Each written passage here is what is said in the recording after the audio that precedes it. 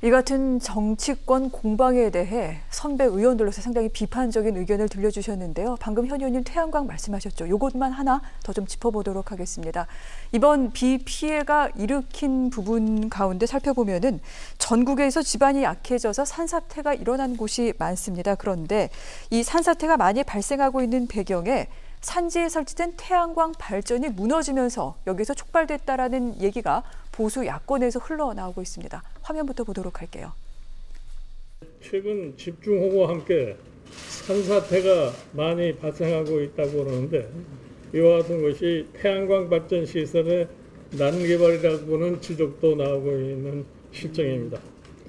온 나라를 파헤쳐 만든 흉물스러운 태양광 시설은 자연적인 홍수 조절 기능을 마비시켰다고 합니다.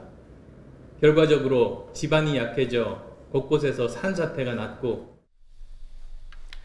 즉 현 정부 들어 신재생 에너지 사업 등등으로 태양광 설치를 한 곳들이 많았고요. 이것이 확대가 되면서 산지를 깎아 설치한 바람에 산사태 피해가 늘어났다라는 것이 보수 야권의 주장입니다. 그런데 산업통상자원부의 자료에 따르면 전체 산지 태양광 발전시설 가운데 1%만이 산사태 피해를 입었다. 이렇게 또 나오고도 있습니다.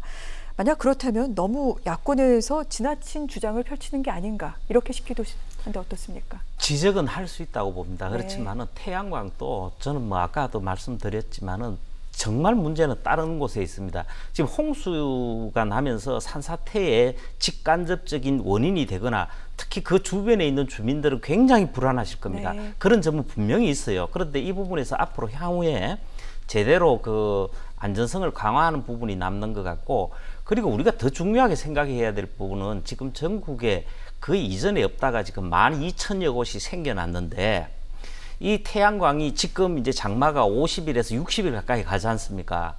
한 해 중에서 가장 그 많이 활용돼야 될 태양광이 지금 거의 활용 못 되고 있지 않습니까? 그리고 우리 그걸 설치 이용률이라 그러는데 설치 이용률이 20%도 안 됩니다. 그리고 일사량이라든지 발전 단가 이런 부분에서 큰 문제가 있다는 차원이 있고, 그리고 정말 심각한 거는 지금 설치되고 있는 대부분의 태양광이 풍력도 마찬가지입니다만은 지금이라도 이 정부는 국산화를 해가지고 정말 제대로 된 안정되고 우리 경제에도 기여하고 그 여러 가지 생태계를 만드는 그런 접근이 필요하다고 봅니다. 네. 이대로는 안 돼요. 그렇군요. 지적은 할 수 있다 이렇게 말씀을 하셨는데 주호영 통합당 원내대표는 이와 관련해 국정조사 또는 특별위원회를 좀 설치해서 자세한 상황을 들여다보자 이렇게 얘기하기도 했습니다.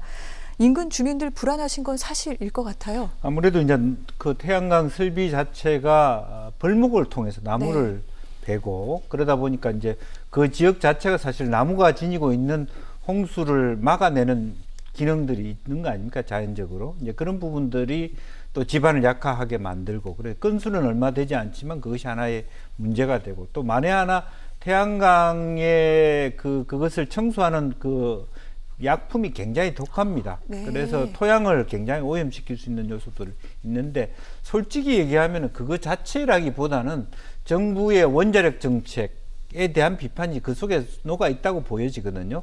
그러니까 말하자면 태양광이나 말하자면 풍력이라고 하는 것이 그러면 원자력을 그만두고 다른 발전을 하다 보니까 이런 것들이 만들어지고 오히려 이것이 홍수의 원인이 되었다라고 하는 얘기를 야권이 하고 싶은 것이죠. 어떤 면에서 이제 그런 부분이 있다고 보여지고요.